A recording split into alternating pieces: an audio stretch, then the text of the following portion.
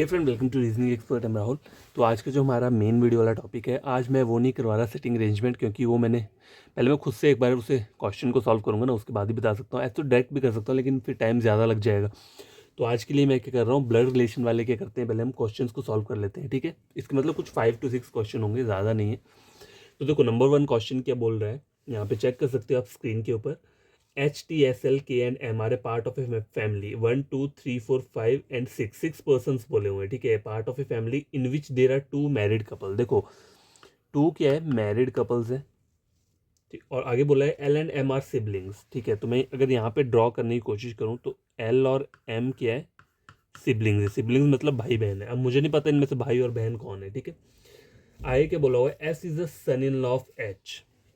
देखो, एस क्या है, सन in law. Sun in law बनाना है किसका, एच का। तो सन इन लॉ कैसे बनेगा, मतलब इसकी कोई वाइफ होगी यहाँ पे, और उसके ऊपर कोई क्या होगा, कोई भी मतलब इसका कोई ऊपर पेरेंट होगा। इधर मदर हो सकती है, या क्या हो सकता है, फादर हो सकता है। ठीक है, तो यहाँ बोला है कि S is son in law of H. तो एच मैंने यहाँ पे बना दिया, लेकिन जेंडर अब तक पता नहीं है। आगे क्या बोला है, and father of M and L. ठीक है, तो ये एंड वर्ड किसके लिए यूज हुआ है, एस के लिए यूज हुआ है। S is the son in law of H and father of M और एल। ठीक है, तो एम और एल का फादर कौन है, एस से। ठीक है, और एस की यहाँ पर आ गई एक वाइफ, और यहाँ पर कौन आ गया, इसका कोई कोई भी मतलब ऊपर एच लिख दिया मैंने। आई इधर ये क्या हो सकता है, मेल या फीमेल कोई भी हो सकता है। ठीक है, आगे क्या बोला है इसके आगे, T is the only child of K. देखो, T is the only child K who is the grand father of L. अब देखो, इसको grand father of L, L का ग्रैंड फादर कब बनेगा, देखो एल का ग्रैंड फादर तब बनेगा जब यहाँ पे कौन होगा, इसका ऊपर कोई क्या रहेगा, फादर रहेगा। इस तरीके से मैंने लिख दिया यहाँ पे। ठीक है, लाइन पढ़ लेता हूँ फिर से। T is the only child of के को बोला है आगे हु वर्ड जो है ये के के लिए यूज है। K is the grand father of L. K क्या है, is the grand father of L, और T is the only child of के।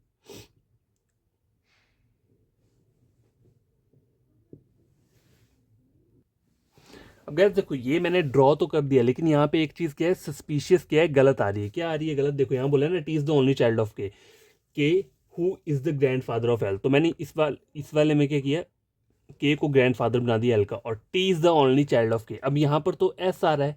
ठीक है, तो ये ऐसा नहीं हो सकता। इसका मतलब क्या है, ये चीज़ क्या है, गलत है। अब देखो, करना कुछ नहीं है। जैसे मैंने एस तो मैंने यहाँ पे इस तरीके से बनाया हुआ था ना, देखो इसको मैं एज इट इज़ बना के रखूँगा। ये एच यहाँ तक था, और ये एल हो गया, और ये एम हो गया। ठीक है, इन्होंने बोला क्या है यहाँ पे, T is the only child of K who is the grand father of L. ठीक है, तो के को मुझे क्या बनाना है, ग्रैंड फादर बनाना है किसका, एल का। तो देखो कैसे बनेगा, अगर इस यहाँ पे मैं ऐसे करूँ, ठीक है, K is the grand father of L. ठीक है, बन रहा है, हाँ बन रहा है। और उन्होंने बोला क्या है, T is the only child of के। तो के और एच का मतलब ओनली चाइल्ड कौन आ जाएगा, टी आ जाएगा। अब देखो, यहाँ पे 2 मैरिड कपल बोले हैं, तो यहाँ पे 2 मैरिड कपल बन रहे हैं। ऊपर जो था वो सब चीज़ें क्या है, नहीं हो रही थी, इसलिए मुझे क्या करना पड़ा। देखो, पॉसिबिलिटी कोई भी हो सकती है, आपको एक बार पहले चेक करना पड़ेगा ड्रॉ करके। तो पहले जब मैंने यहाँ पे इसे ड्रॉ किया, तो ये चीज़ क्या आ रही है, गलत आ रही है, क्योंकि T is the only child of के वो नहीं बन रहा था ना, यहाँ पे एस आ रहा था, इसलिए मेरे को फिर इस तरीके से बनाना पड़ा। तो ये फाइनल डायग्राम क्या है, बन चुकी है। T is the only child of के। ठीक है, हो गया, is the grand father of L.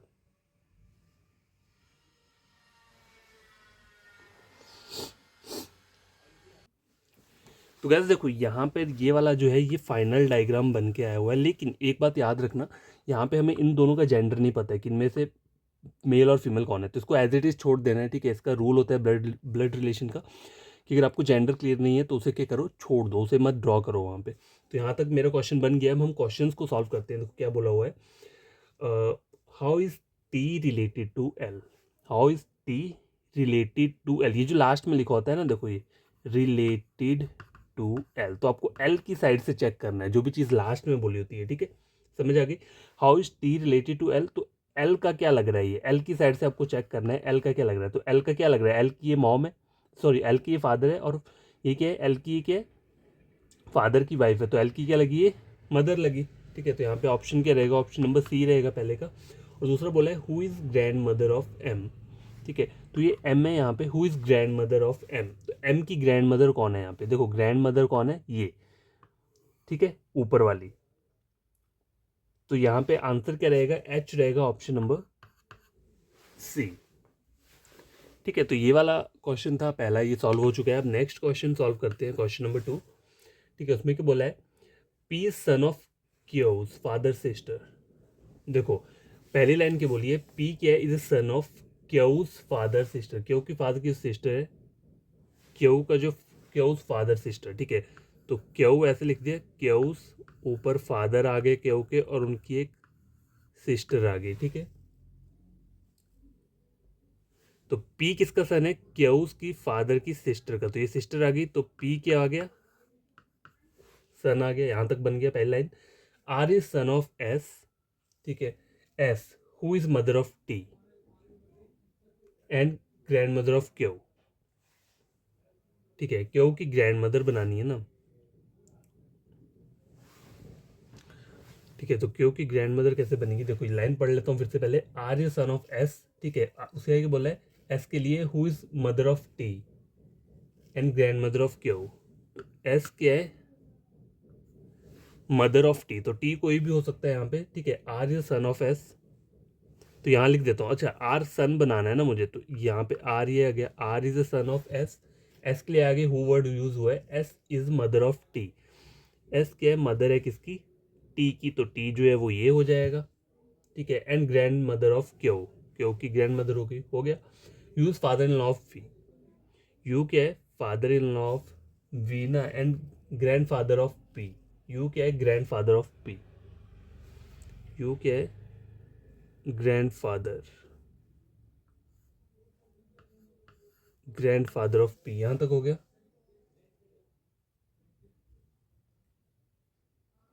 Use father in law of V, U क्या है, फादर इन लॉ है किसका, वी का।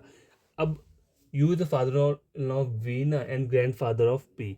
अब यू को फादर इन लॉ बनाना है ना, तो and S is the wife of U, S is the wife of U, ये हो गया। और U is father in law of V. अब देखो इसे कैसे हम बना सकते हैं, U is a father in law of V, V कहाँ पर आएगा, अब इधर वी यहाँ आएगा या फिर यहाँ आ सकता है। अब गैस देखो, U is a father in law of V, U को बनाना है फादर इन लॉ किसका, वी का, तो वी क्या हो सकती है, इधर इसकी वाइफ हो सकती है या फिर इसका हस्बैंड हो सकता है। तो आपको डबल डबल डायग्राम बना लेना है। मैं एक और बना लेता हूँ यहाँ पे इस तरीके से। ठीक है, क्योंकि जब क्वेश्चन सॉल्व करेंगे तो हो सकता है वहाँ पे कुछ एरर आ जाए, तो डबल डबल बनाया हुआ ठीक होता है।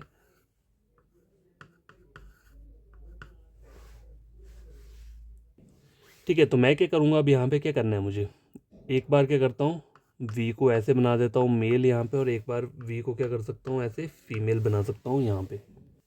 अब देखो क्यू का जेंडर मुझे क्लियर नहीं है, तो क्यू के ऊपर मैंने प्लस और माइनस कुछ नहीं लगाया है। ठीक है, ये मेरा डायग्राम डबल डबल बन गया, इस तरीके से मैंने लिख दिया यहाँ पे। अब क्वेश्चंस को सॉल्व करते हैं। क्या बोला है, how is P related to S. ठीक है, how is P related to S. S का क्या लग रहा है, एस की साइड से चेक करना है ना, लास्ट में जो लिखा होता है रिलेटेड टू एस, में एस की साइड से चेक करोगे, तो एस की साइड चेक करोगे तो ये क्या लग रहा है, ये लग रहा है ग्रैंड सन। ठीक है, क्या लग रहा है, ग्रैंड सन, तो इसमें आंसर जो रहेगा वो रहेगा ऑप्शन नंबर ए। यहाँ पे भी ग्रैंड सन ही लग रहा है, सेम है। आगे बोला है how is T related to V, how is T related to V. देखो अगर यहाँ पे देखा जाए, वी का क्या लग रहा है, रिलेटेड टू वी लिखा है ना, तो वी की साइड चेक करना है, how is T related to V का क्या लग रहा है यहाँ पे, वी का, देखो सॉरी ये इसको डबल डबल लगाता हूँ, वी का लग रहा है, ये क्या लग रहा है, ये सिस्टर इन लॉ।